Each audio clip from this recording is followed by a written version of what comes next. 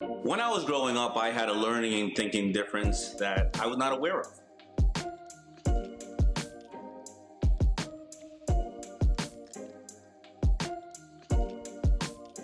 Understood has developed a new tool, and it's a step-by-step tool called Take N.O.T E. If you see your child struggling with how to process information, or they may be learning and thinking a little different, you may be able to now identify it, have a conversation about it, and also seek other professionals that will help you with this. I really wish when I was growing up that my mother had access to a tool such as Take N.O.T to help identify and figure out what was going on with me as a child.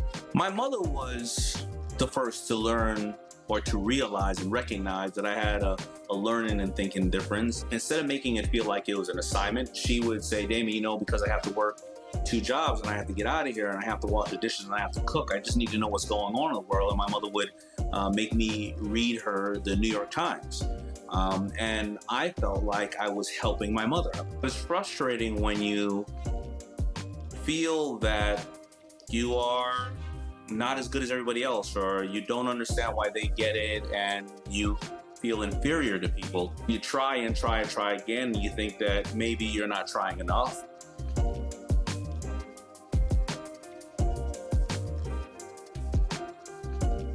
Growing up in marginalized in a black community, when my mother wanted me to go to a more advanced school, the guidance counselor said that I would never make it because I could barely read. He didn't know that I was really good in math and science, but he didn't care because you know, I came from a marginalized community that was underserved. And then of course, growing up where other kids can make fun of you,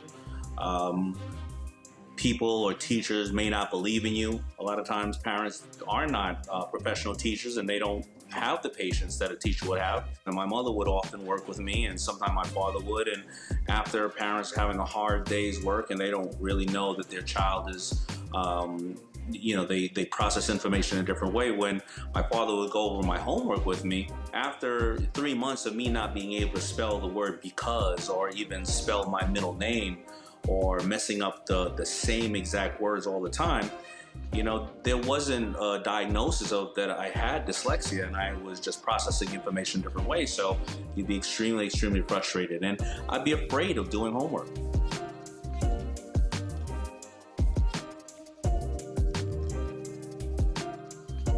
It wasn't until I was an adult where I started to have this self-discovery that I had these challenges. We went from beepers, I don't want to show my age, where it was just numbers in the beepers, to actually these things called two-way pagers, where we started to actually send people information and emails out. And often my friends would say, what are you talking about? I started to look into what dyslexia was, and I realized that all the symptoms, many of the symptoms that people had who were dyslexic, I had the same, and I realized that I have dyslexia.